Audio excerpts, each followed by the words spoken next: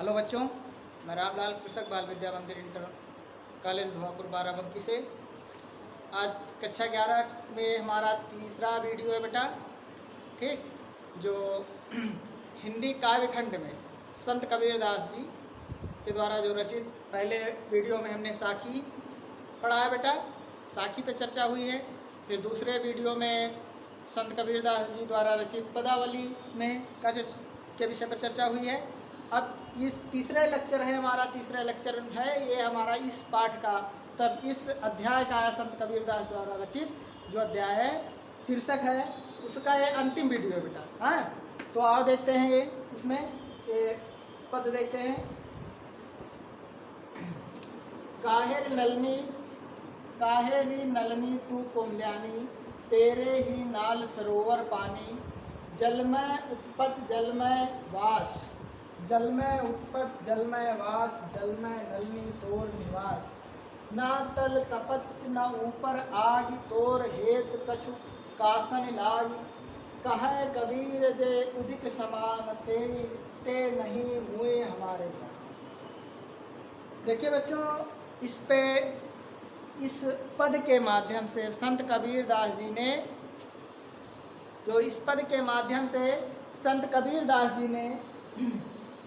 कमलनी के माध्यम से, किसके माध्यम से बेटा?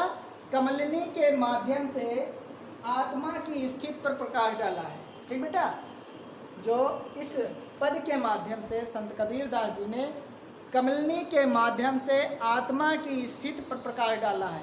कमलनी आप जानते हैं, कमलनी जैसे अभी थोड़ी ठंडी होगी तो तालाबों में देखेंगे जो सफ़ेद पुष्प होते हैं कमल के समान, ठीक, उसे कमलनी बोलते हैं। जैसे देहातों में, गांव में कोकावेली कहते हैं, ठीक, उसे क्या बोलते हैं? कमलनी। तो उसी के समान, ठीक, उसी, ठीक, तो कमलनी के माध्यम से आत्मा की स्थिति के विषय पर चर्चा की है। किसने प्रकाश डाला है? संत कबीरदास जी। ठीक बेटा, जैसे कहा है कि आत्मा इस संसार में मनुष्य का जन्म होता है, ठीक, या ये आत्मा इस संसार में मृत्यु लोक में आती है, तो उसका कारण क्या, उसके दुख का क्या कारण है? वो हमेशा जन्म से लेकर मृत्यु प्रयत्न तक वो हमेशा जो है मनुष्य दुखी ही क्यों रहता है? वो आत्मा कभी सुख का अनुभव ही नहीं करती है। चाहे जितना धन हो जाए, चाहे जितनी संपदा हो जाए, चाहे जितना घर परिवार बढ़ जाए, मगर वो हमेशा दुखी रहती। उसके दुख का क्या कारण है? ठीक, तो एक कमलनी के माध्यम से उस आत्मा की स्थिति पर प्रकाश डाला बेटा। तो आओ देखते हैं। काहे री नलनी तू कुमल्यानी, तेरे ही नाल सरोवर पानी। संत कबीरदास जी क्या कहते हैं कमलनी को? ठीक, कमलनी के माध्यम से संबोधित करते हुए क्या कहते हैं? काहे रे नलनी, हे कमलनी, तू क्यों कुमल्या रही है? ठीक, तू क्यों कुमल्या रही है?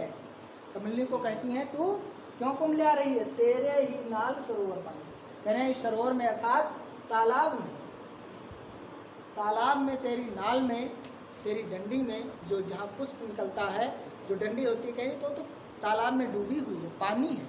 ठीक, फिर आप क्यों इतना कुमल्या रही हैं? क्या कह रहे हैं कि क्या कहते हैं कि आप क्यों कुमल्या रहे हैं? उसी प्रकार से आत्मा को क्या कहते हैं? हे आत्मा, तुम्हारा जन्म हुआ इस मृत्यु लोक में, तुम्हें एक सुंदर शरीर मिला, ठीक, फिर आप क्यों दुखी हैं? आपके दुख का कारण क्या है? आगे क्या है? तू क्यों कुमल्या रही? कमली को क्या कहते हैं? तू क्यों कुमल्या रही है? फिर अगली पंक्ति में क्या कहते हैं?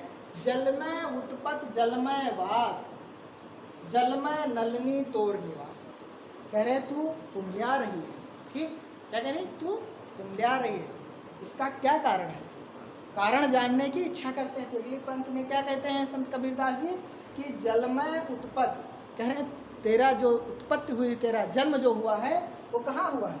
जल में हुआ है, जल में उत्पत्ति। तू जल में ही तेरा जन्म हुआ है, तू वहीं से उत्पन्न हुई है, जल में वास, और जल में ही तू निवास करती है। तेरा जहाँ से जन्म हुआ है वहीं पर तू निवास करती है। ठीक, जल में नलनी तोर निवास, ठीक, वहीं पर बसती है और वहीं पर क्या है? जल में नलनी तोर निवास, जहाँ से उत्पन्न हुई है उसी में वास करती, उसी में रहती है और वहीं पर तू निवास करती है। फिर आगे क्या कहते हैं कबीरदास जी? ना तल तपत न ऊपर आग, तोर हेतु कछ वासन ला। क्या कह रहे हैं कि ना तल तपत, ना तल मतलब ना पृथ्वी, नीचे जो सरोवर है वहाँ उसका जो तल है अर्थात निचला भाग है जो, वहाँ पर भी वो तपता नहीं, वहाँ पर गर्मी नहीं है, और ना ऊपर आग नहीं है, ना नीचे आग है, ना नीचे तपन है, ना ऊपर आग है। तोर हेत कुछ का सिला, तो तेरे मुरझाने का कुछ और ही कारण है। क्या कह रहे? तोर हेत, हेत मीन्स कारण, कह रहे इसका कारण कुछ और ही है, अर्थात तुम्हारा मन कहीं अलग लगा हुआ है। इसी प्रकार से क्या है, आत्मा के पक्ष में क्या कहा है कबीरदास जी ने कि जलमय उत्पन्न था, हे आत्मा तेरा जन्म कहाँ हुआ सर? जो परमात्मा है उसी का आत्मा क्या है? एक अंश है। परमात्मा से ही क्या है, जो हमारे अंदर जीव है, जो हमारे अंदर आत्मा है, वो क्या है? वो परमात्मा का अंश है। तो क्या कह रही? जल में, अर्थात जल क्या है? जल अपार है। अपार मतलब जल का जो उन्होंने वो दिया है वो क्या है? जल का मतलब है परमात्मा, ठीक। और उस परमात्मा से ही किसका उत्पत्ति हुई है? कमलिनी का, ठीक। जो कमलिनी है आत्मा का प्रतीक है, ठीक बेटा। और जल किसका प्रतीक है? ये परमात्मा का प्रतीक है, ठीक। तो जल से ही उत्पत्ति हुई है, किसकी? आत्मा की। किसकी? परमात्मा से उत्पत्ति हुई है, ठीक।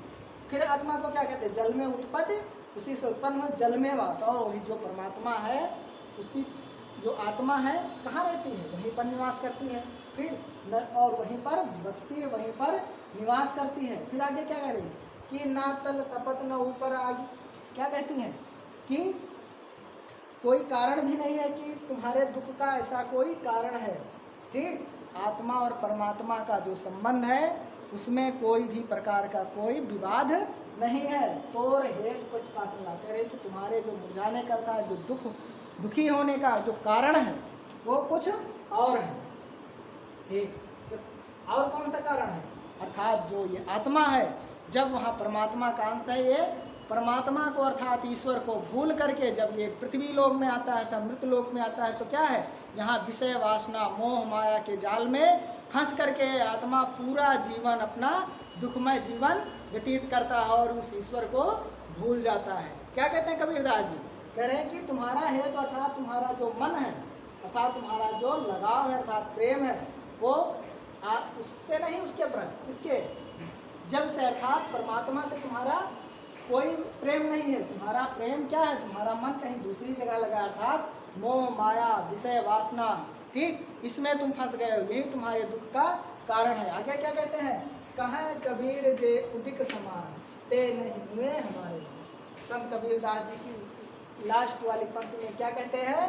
कहते हैं कबीरदास, जो उदिक समान है अर्थात जो ब्रह्म स्वरूप है, जो स्वयं को ब्रह्म स्वरूप मान लिया, अर्थात जो ईश्वर को खुद ईश्वरमय हो गया है, अर्थात ईश्वर की भक्ति करते करते, अर्थात परमात्मा की भक्ति करते करते खुद वो अपने आप को परमात्मा में इतना मिल गया है कि खुद वो ब्रह्म स्वरूप हो गया, अर्थात परमात्मा स्वरूप हो गया है, ठीक। ऐसा व्यक्ति जो उदिक समान हो जाता, ते नहीं मुए हमारे जान, ऐसे व्यक्ति मृत्यु से कभी नहीं भयभीत होता, अर्थात ऐसी व्यक्ति की कभी मृत्यु नहीं होती। जो स्वयं ब्रह्म स्वरूप हो जाता है, ठीक, ऐसा व्यक्ति कभी मृत्यु से नहीं डरता है और उस व्यक्ति की कभी मृत्यु नहीं होती है, ठीक बेटा। अब ये हमारा हो गया क्या? ये हमारी व्याख्या हो गई। अब इस व्याख्या से अर्थात इस पैराग्राफ से, इन पंक्तियों से संबंधित 5 प्रश्न आएंगे। इसको हमने कई बार बता दिया है, अगले वीडियो में भी बताया था, ठीक। अब इनसे संबंधित जो 5 प्रश्न आएंगे, उन 5 प्रश्नों का उत्तर आप इसी पैराग्राफ से, इन्हीं पंक्तियों से निकाल के लिखना है, ठीक बेटा। तो इसमें से जैसे पहला प्रश्न हमने बताया था कि पहला प्रश्न ये पक्का है, यही पूछा जाएगा। जैसे पहला प्रश्न पूछ लिया गया कि प्रस्तुत पंक्तियों क्या, प्रस्तुत पद्यांश का के पाठ और लेखक का नाम लिखिए। पहला प्रश्न क्या आएगा कि प्रस्तुत पद्यांश क्या, प्रस्तुत पंक्तियों क्या, प्रस्तुत पैराग्राफ से का जो पाठ है और उसके लेखक का नाम लिखना है। तो पाठ का नाम क्या लिखना है? ये हो गया पदावली, ठीक। लेखक कौन है? संत कबीरदास जी हैं, समझ गए। तो क्या लिखेंगे कि प्रस्तुत पद्यांश पदावली शीर्षक पाठ से अवतरित है और इसके जो रचयिता हैं वो संत कबीरदास जी हैं, ठीक। अब दूसरा क्वेश्चन ये आएगा, ये जरूर पूछता है कि रेखांकित अंश की व्याख्या कीजिए। इसमें कोई भी जो पंक्ति है वो रेखांकित होगी। जैसे ये पंक्ति हमने रेखांकित कर दिया मान लिया, ठीक। अब इसी प्रकार से कोई एक पंक्ति के नीचे पूरी रेखा खींची होगी, ठीक, उसी पंक्ति की तुमको व्याख्या करना है, ठीक। तो जैसे जल में उत्पत्ति, जल में वास, जल में नलिनी तोर निवास, इसका हमने अर्थ बता दिया है, वही अर्थ आपको व्याख्या डाल करके इसी लाइन का, इसी पंक्ति का अर्थ तुमको लिख देना है, ठीक। अब जैसे तीसरा प्रश्न क्या पूछ सकता है बेटा, तीसरा प्रश्न पूछ सकता है कि प्रस्तुत पद में कबीरदास जी ने किस दो पक्षों के संदर्भ में अपने भाव व्यक्त किए हैं, वो दो पक्ष कौन से हैं, ठीक। जो ये पंक्ति है तो इसमें से, इस पैराग्राफ से, इस पद से संबंधित किन दो पक्षों पर उसने प्रकाश डाला। तो एक तो पक्ष क्या हुआ, एक कमलिनी हो गई, ठीक, और एक आत्मा हो गई, क्या बेटा, एक आत्मा हो गई, एक कमलिनी हो गई, ठीक।